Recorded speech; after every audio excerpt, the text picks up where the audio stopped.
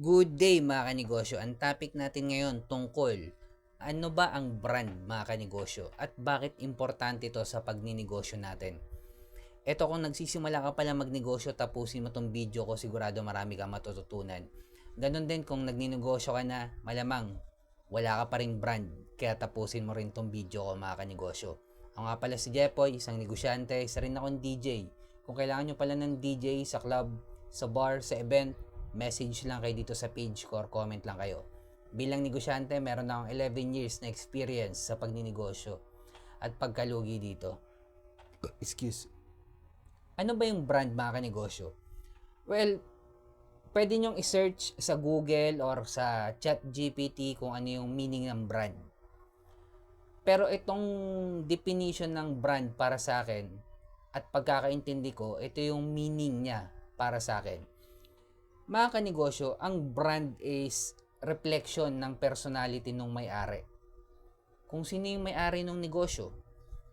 At ang para sa ito yung paniniwala ko, mga kanegosyo. Ang brand, mga kanegosyo, ito yung nire-represent ng isang community sumusuporta dito. Papaliwanag ko pa. Halimbawa, yung brand na Team Payaman ni Kong TV. Pamilyar naman tayo kay Kong tsaka sa brand na Team Payaman. Yung Team Payaman mga kanegosyo is nagre-represent kung anong personality meron si Kong.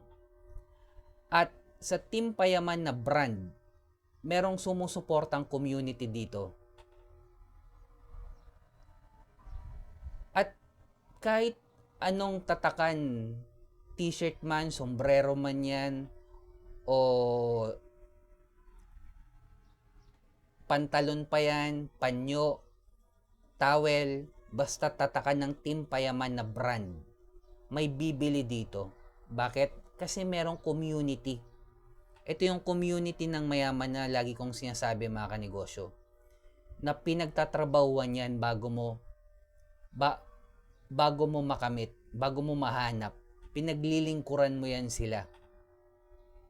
Pinaliwanag ko na kung ano yung community. May community ng mahirap, may community ng mayaman. Pinaliwanag ko na sa mga naunang video ko yung mga example na yan, tulad ng pare-pareho kayo ng uniform, pare-pareho kayo ng school, pare-pareho kayo ng pinapasukang company, ng BPO, pare-pareho kayong mahilig sa collectible item, pare-pareho kayong mahilig, pare-pareho kayo ng kotse na Honda Civic, lahat Honda Civic, pare-pareho kayong mahilig sa motor, may motor na mamahalin, may motor na mumurahin, ganun din sa pare-pareho kayo ng bike, may bike na mamahalin, may bike na mumurahin. Pinaliwanag ko na kung ano yung mga community na yan, mga kanegosyo. At panoorin nyo na lang. Ang brand, mga kanegosyo, is may sumusuporta dyan. Tulad na lang ng brand na Team Payaman ni Kong TV. Sa pagninegosyo, ang huling pinakatrabaho kapag nagtagumpay ka na, pag lumaki na yung kumpanya mo, may sarili ka ng opisina, meron ka ng warehouse, sales department, lahat.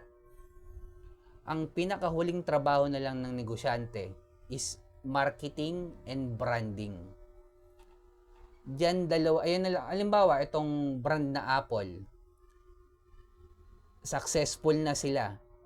Ang pinakatrabaho na lang ng head or ng CEO ng Apple, marketing, branding.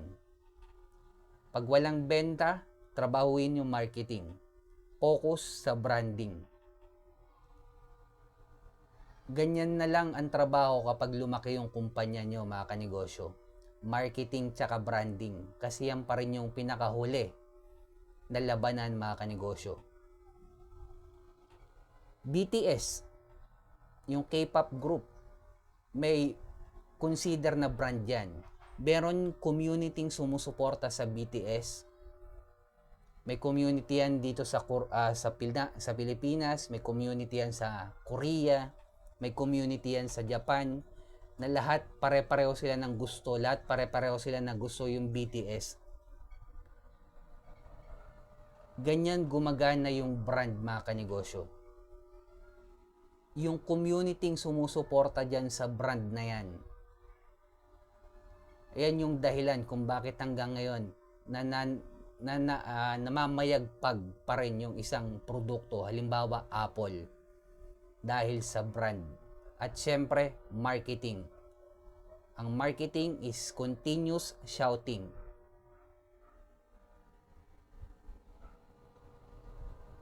Mga kanegosyo, kung nagninegosyo ka, yung mga tarpaulin mo, yung mga design mo na logo, pangalan ng store mo, consider yan na brand.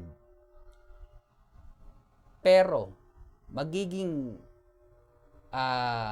isang brand lang talaga siya or mabubuhay lang siya kung may community sumusuporta dito, mga kanegosyo. Ayan yung paniniwala ko or pagkakaintindi ko sa brand.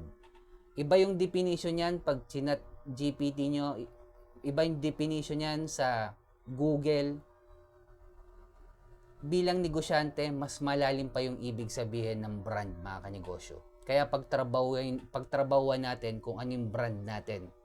At kung nagsisimula ka pala magnegosyo, lagi kong sinasabi, focus in one. Make sure sa'yo yung recipe, ikaw yung gumawa ng produkto. Hindi ka reseller, sa'yo yung brand. Hanapin ang community ng mayaman. I-scale up yung negosyo natin sa level 2 business model. Panghuli, kailangan na natin gumawa ng original content dahil kasama na sa trabaho natin to bilang negosyante. Mapapansin nyo naman, karamihan ng kumikita ngayon, puro gumagawa ng original content. At sa mga negosyanteng nakakaranas ng pagkalugi ngayon dahil sa crisis o anumang pinagdadaanan natin pagsubok, huwag natin kalimutan mag-pray kahit anong religion natin. Ingat tayong lahat. Peace.